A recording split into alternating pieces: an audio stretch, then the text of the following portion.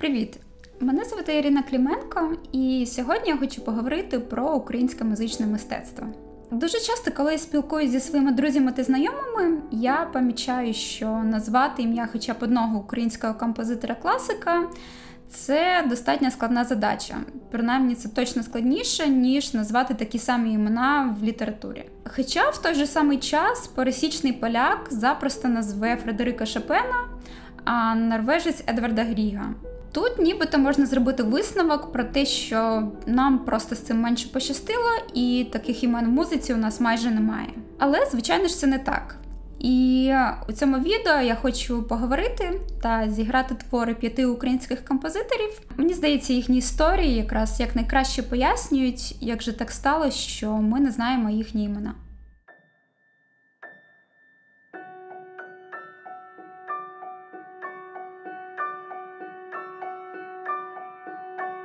В першій нашій історії я хочу поговорити про Миколу Леонтовича та його Щедрика. І насправді дивує, наскільки у них доля склалася абсолютно по-різному. Щедрик звучить ось уже другу сотню років, і його може наспівати абсолютно кожен. Причому як в Україні, так і в Штатах, абсолютно по всій землі. В той час, як Микола Леонтович не дожив навіть до своїх 44, і, на жаль, з такою легкістю мало хто зможе пригадати його ім'я. Щедрик став відомий західній публіці після проголошення незалежності УНР. Тоді перед українською капелою стояла неабияка задача та місія – представити українську культуру у світі, що у свою чергу мало сприяти підтриманню ідеї незалежності України. Вони виїхали майже в останні дні, перед тим, як місто захопили більшовики, і упродовж наступних 5 років вони дали сотні концертів по всьому світу. В Європі, в Америці, включаючи такі країни, як Бразилія, Аргентина та Куба. Насправді, спів капели змінював уявлення про те, як може звучати хор. Вони виходили на сцену вбрані в українські національні костюми, що вже справляло доволі незвичне і екзотичне враження на американців. Співали абсолютно без нот і без акомпанементу. І найбільше вражали публіку своєю майстерністю. В своїх рецензіях американці навіть часто порівнювали звучання капели із симфонічним оркестром. Настільки їм було незвично від того, що звучання хору може бути настільки віртуозним. В той же самий час в Україні, де залишився Микола Леонтович, розвивались зовсім інші події. Він перебував у своїх батьків на Вінниччині, і одного вечора до них попросився переночувати в хату незнайомець, а на ранок вся сім'я прокинулася від звуків пострілу і знайшла тіло мертвого композитора. Довгий час обставини вбивства Леонтовича замовчувались.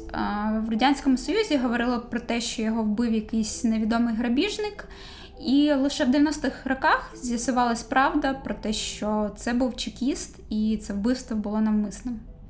Микола Леонтович загинув, навіть не усвідомлюючи всього впливу своєї роботи.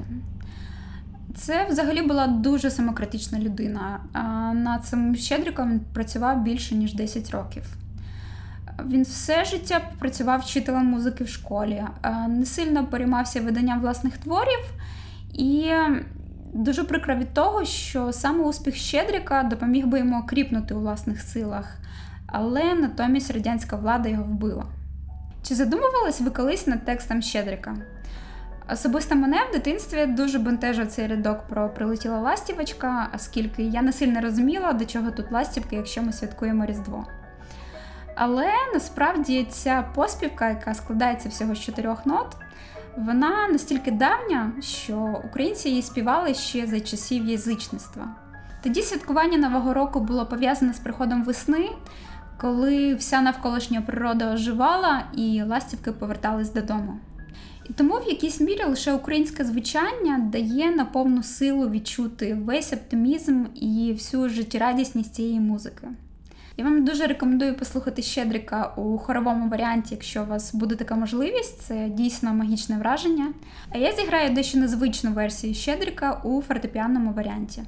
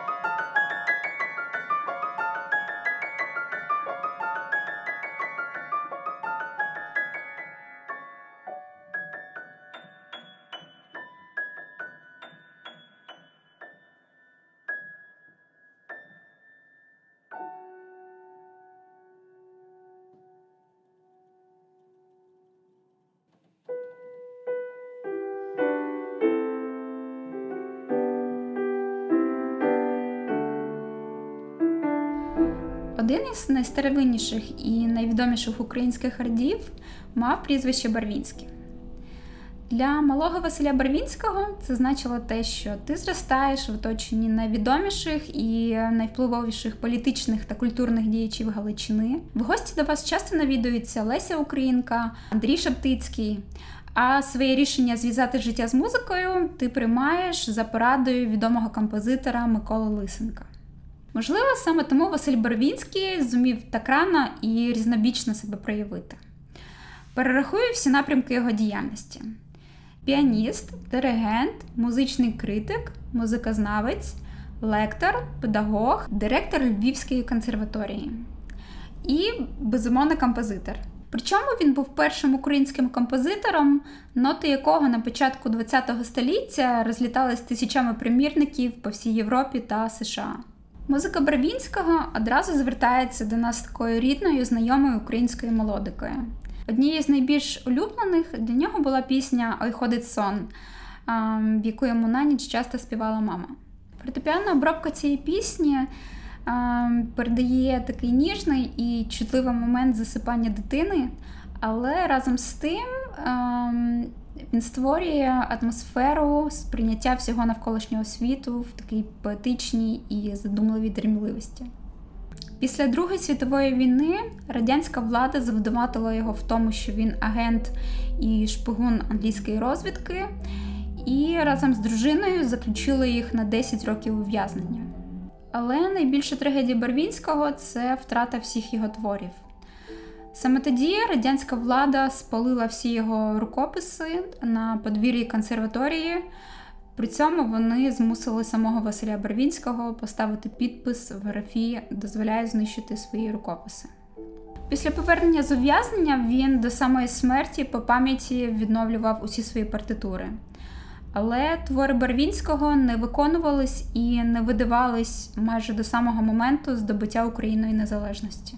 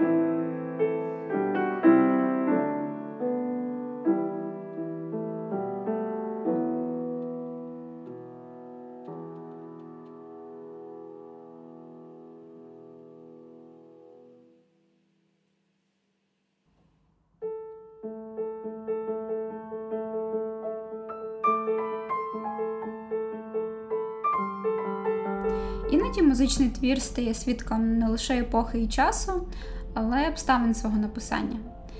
Український композитор Всеволод Задерецький написав найбільш важливий із своїй творчості твір під час ув'язнення в ГУЛАГ. Він був один із тих, хто потрапив під сталінський великий терор. Із звинувачень йому пригадали те, що у свій час він навчав музиці Цесаревича, а також формалізм. Це термін, який застосовували до багатьох музикантів і який значив те, що твоя музика не співпадає з баченням партії. Складно уявити, яким чином, перебуваючи на Колимі, в умовах, які абсолютно непридатні до життя, Задерецькому вдалося реалізувати задум, який приваблював багатьох композиторів ще з часів епохи бароко. Написати 24 прелюдії і фуги по одній для кожної з тональностей фортепіано. Загальна тривалість всього циклу складає трішки більше 2 годин. І от уявіть, що весь цей нотний текст Задерецький написав без доступу до будь-якого музичного інструменту. Причому він писав на уривках телеграфних бланків без будь-якої можливості правити свій нотний текст. Задерецький одним із перших у ХХ столітті відродив бароковий жанр прелюдії і фуги, задовго до Шостаковича або Хіндеміта. Але повноцінно ми можемо говорити про це лише зараз, оскільки цикл прелюдії і фуг Задерецького вперше публічно був виконаний лише у 2014 році. За своє життя композитор лише один раз зі сцени виконав власну музику.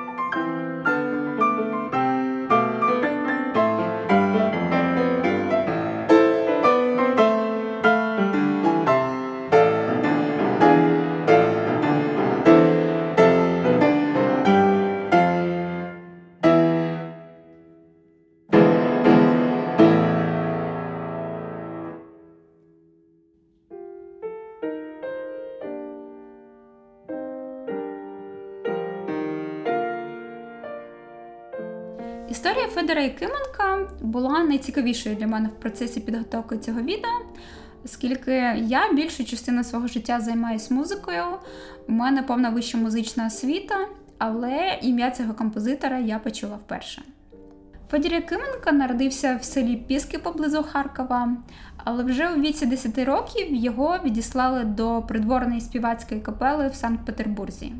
Насправді це достатньо поширений шлях для багатьох українських музикантів в Російській імперії, оскільки придворна співацька капела більшою мірою складалась із українських чоловічих голосів, яких в ранньому віці відправляли до царського двору. Робота в придворному хорі часто давала можливість покращити своє соціальне становище. За багаторічну і вірну службу співака могли нагородити дворянством, або давали дозвіл стати священником, або, так як Федір Якименко, ти продовжував своє навчання, а згодом і роботу в Росії. Але також це значило те, що вся твоя робота, всі твої творчі здобутки набували російської приналежності, тобто ти вважався російським композитором або російським музикантом. Але ким сам себе вважав Федір Якименко? Про це ми можемо судити по його діям. Після приходу більшовиків Якименко вирішує переїхати до Праги. Там він знаходиться в тісному контакті з українським культурним середовищем, виступає на шевченківських концертах, працює професором в Українському інституті. Але що ще важливо, саме в цей час він видає перший посібник з гармонії українською мовою. Для того, щоб зрозуміти важливість цієї події, додам трішки контексту. Навіть зараз в багатьох музичних вишах України цей музичний предмет вивчається за радянським, звичайно ж, російськомовним підручником зразка 1965 року. Але найцікавіше, що саме в цей період, коли він перебуває в еміграції, його музика все більше набуває українського забарвлення. Він все частіше звертається до тематики українських народних пісень. І через це його музика – це такий своєрідний діалог між українською ідентичністю та європейським, передусім французьким мистецтвом. Діяльність Федора Якименка повністю викреслена з українського контексту. В Радянському Союзі його називали представителем руського музикального зарубіжжя, але навіть з здобуттям Україною незалежності його внесок в нашу культуру залишився абсолютно неосмисленим. Та давайте на декілька хвилин зануримося в музику Федора Якименка і послухаємо, як українська народна пісня «Козака несуть» втілилась у фортепіанному звучанні.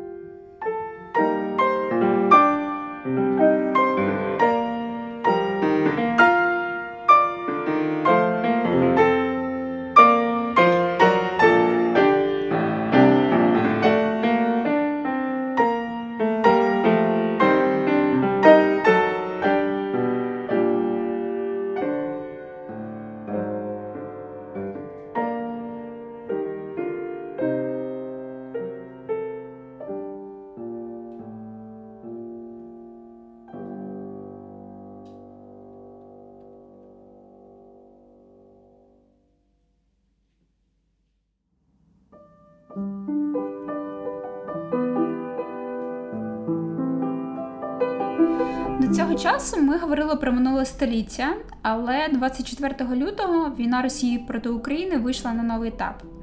При цьому знищення нашої культури все ще є головним наміром нашого чудесного сусіда. Валентину Сильвестрову у свої 84 роки довелось залишити свій дім і переїхати з Києва до Берліну. Ім'я цього композитора добре відоме за межами України.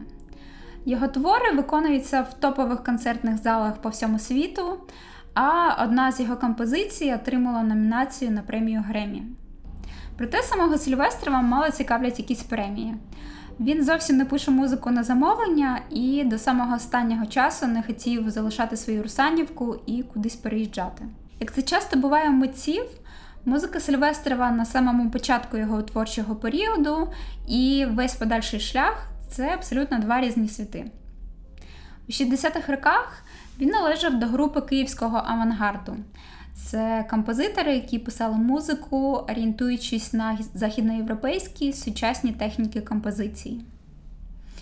Але якщо на Заході писати музику, використовуючи додекафонію чи сонористику, це було чимось абсолютно звичним, то в Радянському Союзі така музика сильно бісила партію, за що в свій час Сильвестров був виключений із спілки композиторів. З початку 2000-х років Сильвестров пише ряд циклів фортепіаних мініатюр і називає їх багателі. Взагалі, з французької багатель значить дрібничка, тобто це така нескладна і невелика за обсягом фортепіанна п'єса. Слухаючи багателі Сильвестрова, здається, що це так і є, оскільки це досить невимушена, необтяжлива і абсолютно чарівна музика. Але ця простота скоріше є результатом вибору. Це ніби як художник, який освоїв найскладніші техніки композиції, але відмовився від них на користь тієї мови, яка найкращим чином дозволяє йому виразити своє мистецьке бачення. Для Сильвестрова багателі є проявом музичної миттєвості, тобто чимось, що створюється прямо тут і зараз на твоїх очах. І таким чином ця музика якраз і передає цей ясний, чистий момент створення чогось нового. Багателі Сильвестрова можна віднести до того, що в останні роки культурологи називають метамодернізмом або новою простотою чи новою щирістю.